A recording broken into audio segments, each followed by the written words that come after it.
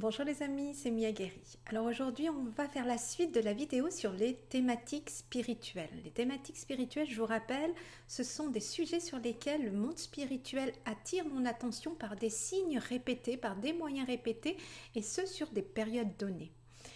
L'objectif du monde spirituel, c'est de répondre ainsi à des questions, des problématiques, des difficultés, des besoins essentiels qui sont les nôtres durant cette période donnée. Quand je dis les nôtres, ce sont effectivement mes besoins, mais j'ai pu remarquer que c'était plus global que ça, que c'était surtout les besoins des personnes que je côtoyais, mes proches, les personnes qui me consultent, mais également de façon plus globale les personnes qui peuvent me suivre au travers des vidéos que je publie comme ça, comme vous en ce moment. Donc l'idée, c'est vraiment nous apporter ce dont nous avons besoin sur ces périodes données et d'autant plus dans cette période actuelle qui est très particulière.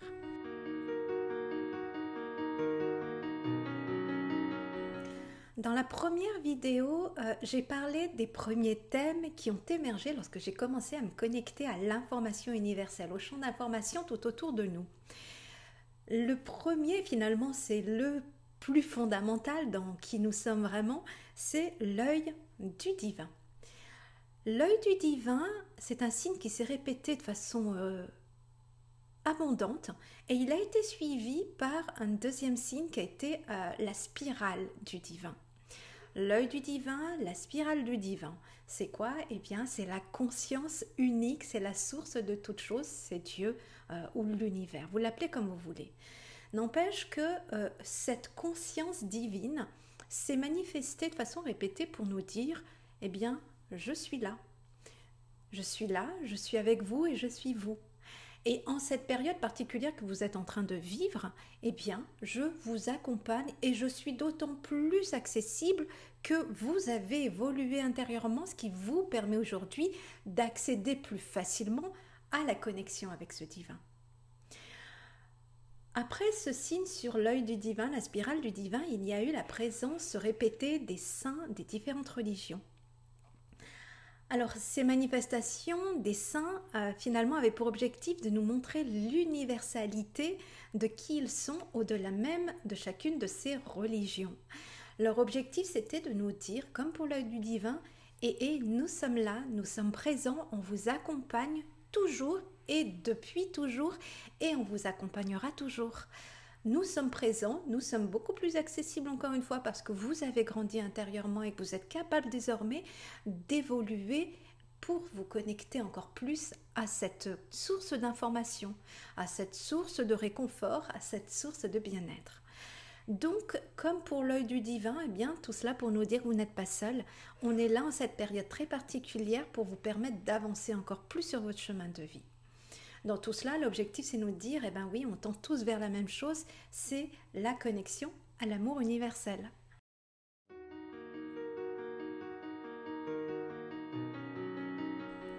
Donc le sujet qui nous concerne aujourd'hui, c'est le sujet de l'Odyssée. L'Odyssée, ça fait référence au poème d'Homère qui fait suite à l'Iliade et l'Odyssée, qui sont deux poèmes de ce poète grec antique qui sont considérés comme des textes fondateurs de la culture grecque antique. L'Iliade raconte la guerre de Troie, durant laquelle Ulysse, roi d'Ithaque, va avoir un rôle prépondérant. Quant à l'Odyssée, ça raconte le voyage retour d'Ulysse jusque dans son île natale. Ce voyage retour va être long, jonché de péripéties et d'aventures extraordinaires. Ce ne sera pas un voyage facile. Mais Ulysse va parvenir à retourner au bout de ce long voyage dans son île natale. Retrouver les siens, son épouse Pénélope, son fils Télémaque et tout son royaume.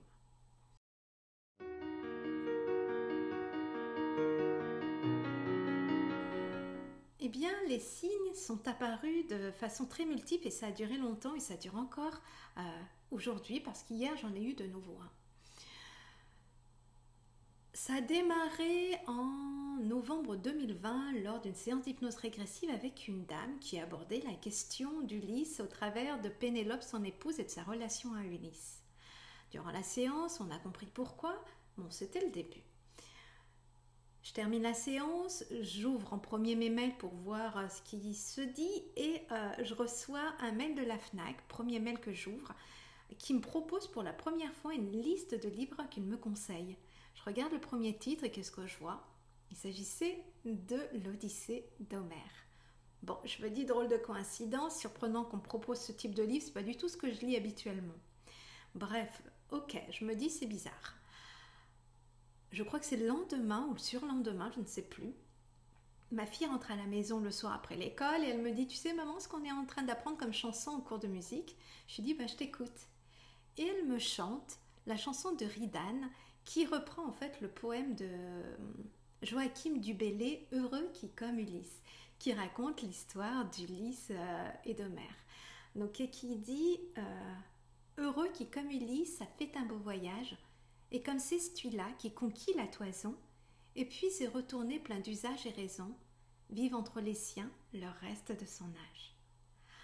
Ok, je me dis là, ça fait beaucoup, ok, je vais prêter attention à cette information, l'Odyssée. Bon, je ne la comprends pas encore de façon globale, mais j'attends de voir ce qui se présente de nouveau sur mon chemin.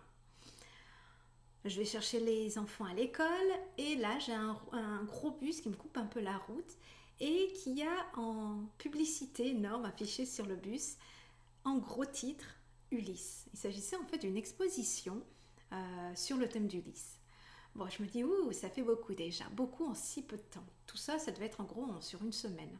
Je reçois également un mail avec un lien d'une vidéo qui est à l'intérieur du titre, le thème, le mot Odyssée. Je fais des séances de lecture d'archives et la thématique revient. Je fais des séances d'hypnose et la thématique revient. Bref, le dernier signe, je l'ai eu hier, en rentrant de ma séance d'hypnose du matin, avec une voiture, un utilitaire, dont le nom de la société apparaissait en gros, et c'était, devinez quoi? Ulysse. Bon, je me dis, ok, j'oublie pas, je fais cette vidéo sur l'Odyssée, je sais, il est temps parce que ça date quand même déjà de fin novembre 2020, donc il est temps, ok.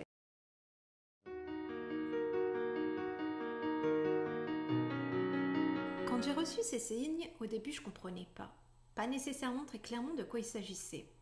Simplement, en communiquant avec mes proches, en discutant avec les personnes qui me consultent, effectivement, on voyait clairement les liens qui commençaient à s'établir. Alors pour l'un, ça voulait dire une chose, pour l'autre, ça apportait un éclairage sur un autre élément de l'Odyssée, pour un troisième, c'était un autre élément de l'Odyssée. Petit à petit, comme ça, s'est construit la compréhension globale de ce que ça voulait dire.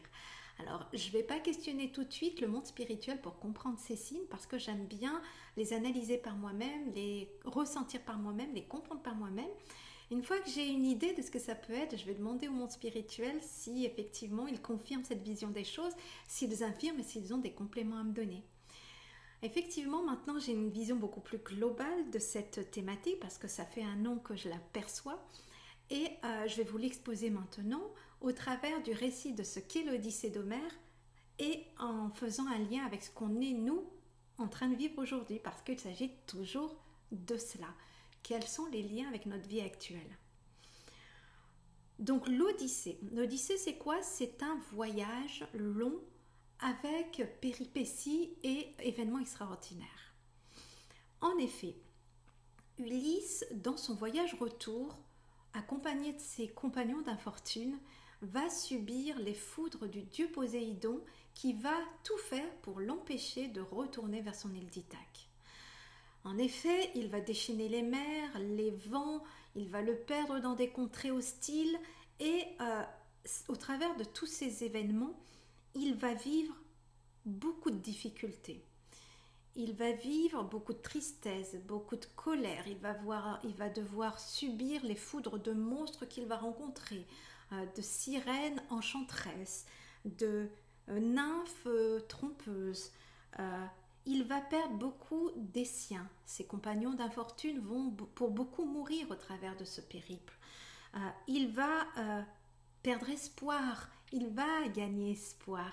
Il va se dépasser, il va être blessé. Mais dans tout ça, il va quand même conserver la foi. La foi en quoi? En son objectif final, qui est de retrouver les siens, son épouse, son fils et son royaume pour y vivre en paix, pour y vivre dans l'amour. En effet, ça rappelle ce qu'on est en train de vivre aujourd'hui. C'est là que déjà le monde spirituel va attirer notre attention. Notre périple, nous, démarre véritablement avec l'émergence du Covid. Parce qu'en effet, ce signe est né avec l'émergence du Covid. Donc, qu'est-ce qu'on avait à comprendre? Eh bien qu'effectivement, nous aussi, on est amené à vivre ces périples. Des périples, on en a déjà vécu beaucoup. La maladie, les défunts, le confinement, le port du masque, les pertes d'emploi, les fermetures d'établissements, vie sociale limitée, loisirs réduits un certain temps à néant. Bref, en tout cas, on a vécu, nous aussi, un certain nombre de difficultés liées au Covid, mais pas seulement. On a vécu effectivement encore le déchaînement des événements climatiques. Incendies, inondations, éruptions volcaniques, et on nous en annonce d'autres, tremblements de terre, éruptions solaires, pour ne citer que cela. Ce que veulent nous dire par là les guides, le monde spirituel, l'énergie universelle, c'est qu'Ulysse a fait preuve de patience, courage, persévérance, foi. Grâce à tout cela, malgré les moments de coups durs, malgré les baisses de morale, malgré les difficultés physiques, blessures, etc., eh bien, Ulysse a persévéré malgré tout et a vaincu l'adversité, a dépassé les obstacles et au bout de 10 ans, à force de persévérance, il a atteint son objectif. Ulysse est un héros. Les guides nous disent, vous êtes, chacun de vous, aujourd'hui en ces temps, des héros modernes. Vous avez également cette force, ce courage, cette sagesse, cette persévérance, cette patience, cette volonté d'avancer, de traverser ces événements qui vous arrivent individuellement et collectivement pour à un moment donné aboutir à cet objectif de vie qui est le vôtre. On a pu constater durant ces 2 années-là maintenant qui sont passées combien l'humanité est capable de résilience. Imaginez-vous au début du Covid. Pensiez-vous à ce moment-là que ça allait durer autant et que vous auriez été capable de supporter tout ça? On n'a pas tous supporté les mêmes difficultés, mais il n'empêche qu'on en a tous supporté. Et quand on voit aujourd'hui où est-ce qu'on en est, même si on est dans le creux de la vague ou au-dessus, on sait que c'est cyclique de toute façon. Eh bien, on est de toute façon capable de dépasser tout ça pour atteindre nos objectifs qui sont la paix et l'amour. Donc, c'est une façon pour l'énergie universelle de nous encourager, de nous apprendre à patienter et à avancer malgré tout en dépassant nos propres limites, nos propres peurs. C'est une façon de nous dire la force est en vous, le potentiel est en vous. Par moments vous douterez, par d'autres vous serez plus fort, mais de toute façon vous y arriverez. Il nous dit aussi ce voyage d'Ulysse qu'il a été long. Le voyage d'Ulysse a duré 10 ans. Ça ne veut pas dire que nous allons vivre 10 ans de difficultés. Ça veut simplement dire, nous disent les guides, que ça va être long. Long parce que effectivement, on a encore à vivre ces difficultés parce qu'elles nous permettent de, en les dépassant, grandir quelque chose à l'intérieur de nous, grandir donc en courage, grandir en force, grandir en sagesse, grandir en foi. En effet, au travers des 10 ans de guerre de Troie, plus 10 ans de retour, ça fait 20 ans, Ulysse va vieillir en âge, mais il va aussi vieillir en connaissance de qui il est et donc en sagesse, en pouvoir et en foi. On va faire la même chose, on est en train de faire la même chose, soyez-en sûrs. Ce que nous disent les guides spirituels cependant, c'est qu'au travers de ce voyage, tout comme Ulysse, on n'est pas seul. En effet, Ulysse va avoir le soutien des siens, même s'il ne le saura pas. Il aura notamment son fils Télémaque qui va intercéder auprès des dieux pour aider son père à refaire ce voyage retour, à retourner à la maison. Il va avoir également le soutien de son épouse Pénélope qui va patienter pendant ses 20 ans, repoussant tous ses prétendants, les prétendants au trône, pour attendre avec foi le retour de son mari dont elle sent au plus profond d'elle qu'il va revenir. Il va avoir aussi, Ulysse, le soutien des dieux. Effectivement, selon la croyance qui était la sienne, Ulysse va avoir le soutien notamment d'Athéna, déesse de la guerre. Athéna va le soutenir pendant ses 10 ans et notamment elle va intercéder à son tour auprès des autres dieux de l'Olympe pour aider Ulysse, malgré le sortilège de Poséidon, à retourner malgré tout chez lui. C'est ce qu'il fit. Il va retourner chez lui. C'est une façon pour le monde spirituel, en attirant notre attention sur ce poème, qu'effectivement nous aussi on est soutenus. On vit des difficultés, on vit des périples, on vit des événements extraordinaires qui sortent du commun, mais n'empêche qu'on est soutenus, nous, par les saints, les êtres de lumière, les guides, les anges et surtout la source divine. Chacun émet ceux qui parlent à l'intérieur de soi. Certains vont être dans une religion et c'est très bien ainsi. Ils vont prendre appui sur sa divinité, sur les saints qui correspondent à leur religion. D'autres vont avoir une vision plus globale de la spiritualité et vont se référer à ce qui leur parle. Simplement, le monde spirituel est en train de nous dire « vous n'êtes pas seul. On est ici, on vous soutient ». Et il rappelle également qu'il est important pour soi de prier, non seulement pour soi-même, mais également pour les proches, pour les autres qui ont besoin de ce soutien, parce que certains ne sont pas dans la capacité nécessairement d'être dans la prière, d'être dans la demande, d'être dans la foi, alors que vous pouvez l'être plus là, à l'extérieur des périples, parce que Télémaque et son épouse ne sont pas à l'intérieur des difficultés, et ils ont une vision plus extérieure et sont dans l'attente et dans la foi. Donc ça permet d'apporter cette énergie à ce père qui, lui, subit ces périples. Donc c'est une façon de dire que dans tout ça, on n'est pas seul, on est lié non seulement par nos proches sur le plan matériel, mais également par nos proches dans le monde spirituel. Alors il y a une des rencontres notamment qu'Ulysse va faire durant son périple, c'est celle des sirènes.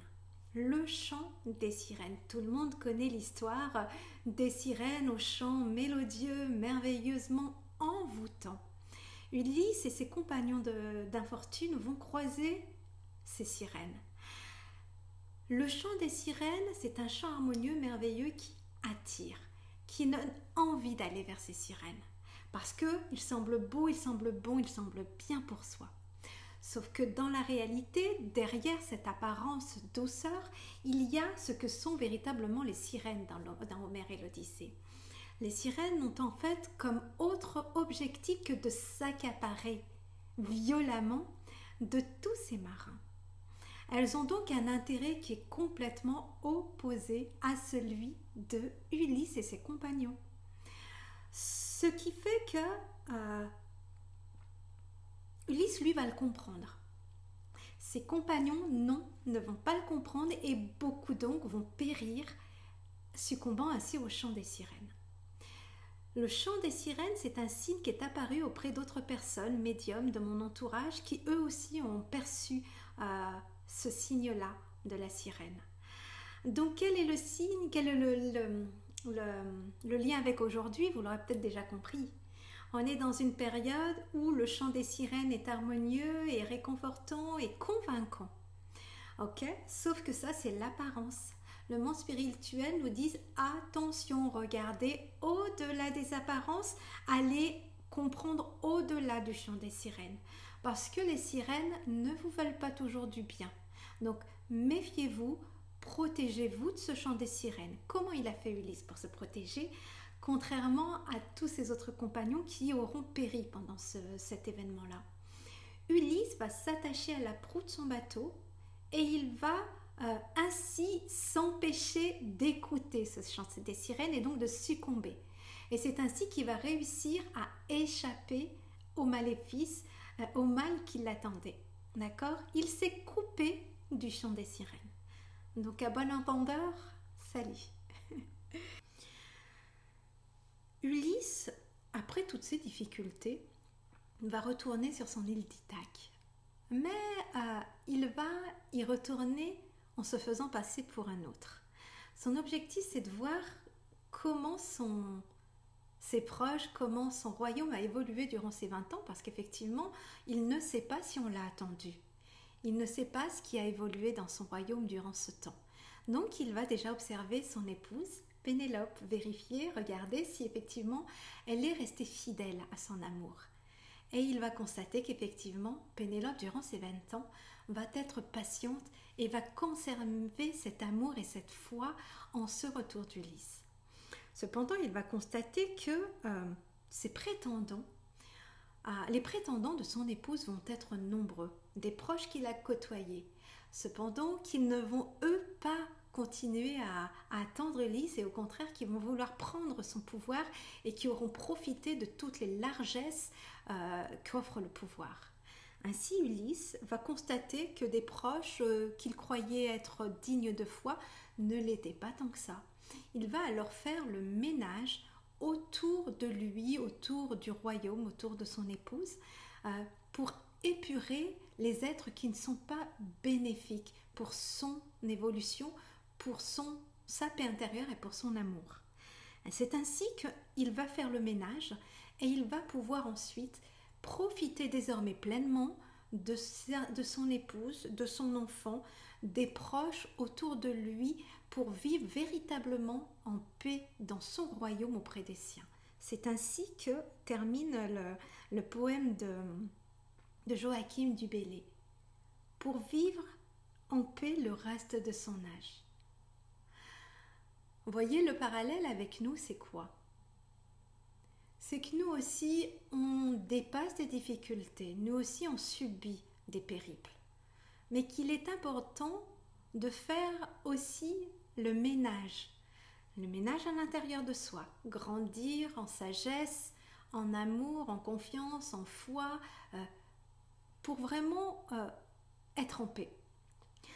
C'est aussi faire le ménage autour de soi. De qui sommes-nous entourés?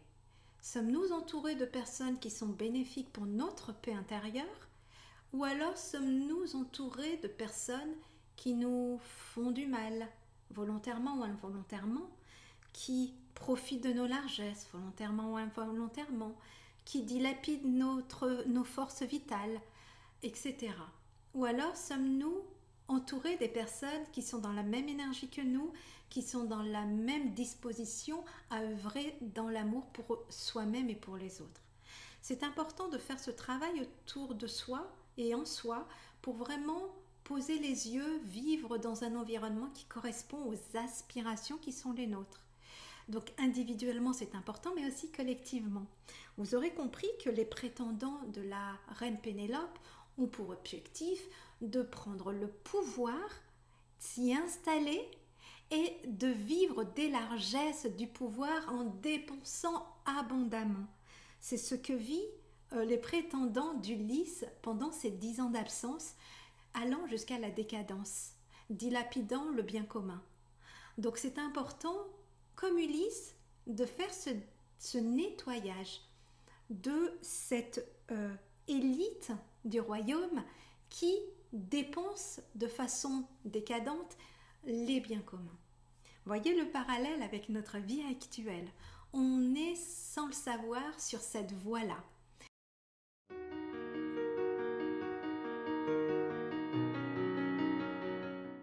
Ce qui est incertain aux yeux du monde spirituel, c'est combien de temps va durer ce travail sur soi-même et collectivement.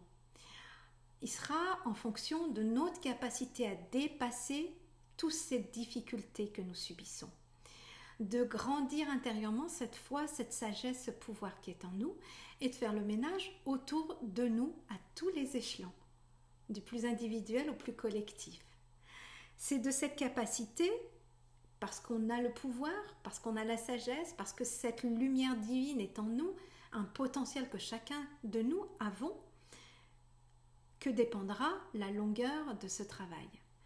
Ce qui est certain, Ce qu'ils nous disent de façon certaine aujourd'hui, cependant, c'est qu'on est capable, tout comme Ulysse, de faire ce ménage à l'intérieur de soi, de grandir tout cela en soi pour vivre en paix auprès des siens le reste de son âge. Vous voyez, ils ont véritablement cette confiance qu'ils nous rappellent sans arrêt que je vous rappelle souvent. Parce que ça, c'est inscrit comme un fait établi. Nous allons parvenir faire ce chemin pour réussir à vivre en amour et en paix. Tout ça pour dire, les amis, qu'il est important aujourd'hui de garder courage, de garder confiance. Ulysse, lui, est porté dans ce périple par cette projection qu'il fait de sa vie future. Il se projette comme vivant avec son épouse, vivant avec son fils, vivant avec les siens. C'est cet objectif final qui est merveilleusement réconfortant pour lui et qui le pousse constamment à dépasser ses limites. Les guides, au travers de ce signe, nous disent la même chose. Projetez-vous vers le futur dans un avenir de réussite. C'est une façon de vous pousser à vous dépasser quand vous subirez chacun de ces événements difficiles, qu'ils soient individuels ou collectifs, ces événements, d'accord ?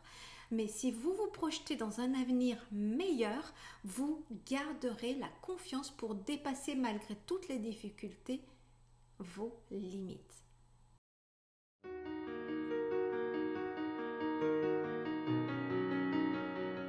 Ne pas se projeter dans un avenir meilleur, c'est d'avance partir perdant. Parce que si on imagine, si on se projette dans l'avenir comme quelque chose, dans un avenir qui serait catastrophique, dans un avenir où l'humanité serait perdue, dans un avenir où la planète serait dévastée, intérieurement, qu'est-ce qu'on se dit? À quoi bon continuer? À quoi bon avancer? À quoi bon faire des efforts? Limite, certains même se disent, et malheureusement on en entend beaucoup de cet ordre-là, se disent à quoi bon vivre sur Terre. Certains sont passés à l'acte et ont tenté de se suicider, voire ont réussi à se suicider. Combien de personnes qui, à défaut de la foi en leur avenir, de la foi en l'humanité, de la foi en la planète, ont décidé de mettre fin à cette vie. Alors sans aller aussi loin, beaucoup sont partis en dépression. Il n'y a jamais eu autant de dépression qu'aujourd'hui avec tous ces événements difficiles. Pourquoi ? Parce que la société a endormi sa foi. Alors quand je parle de foi, je ne parle pas de la foi des religions, d'accord ? Vous l'aurez compris, je parle d'une foi dans un sens beaucoup plus général, beaucoup plus universel que ça. Il s'agit de la foi en l'humain, de la foi en qui nous sommes, de la foi en ce que la nature est autour de nous, de la foi en ce que la planète est. C'est se projeter donc vers un avenir meilleur qui nous donne le courage d'avancer malgré tout et donc de faire des efforts parce que c'est une période, disons-le clairement, qui nous demande des efforts.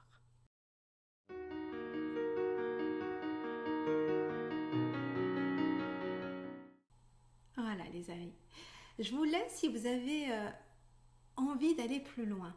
Parce que ça, c'est mon analyse, c'est celle qu'on m'a donnée.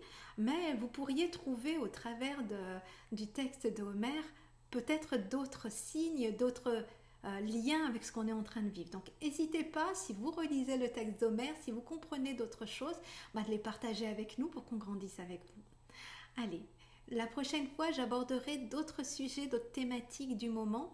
Même si l'Odyssée, c'est la plus importante, il y en a eu d'autres. Je les partagerai dans une autre vidéo. Allez, à bientôt les amis.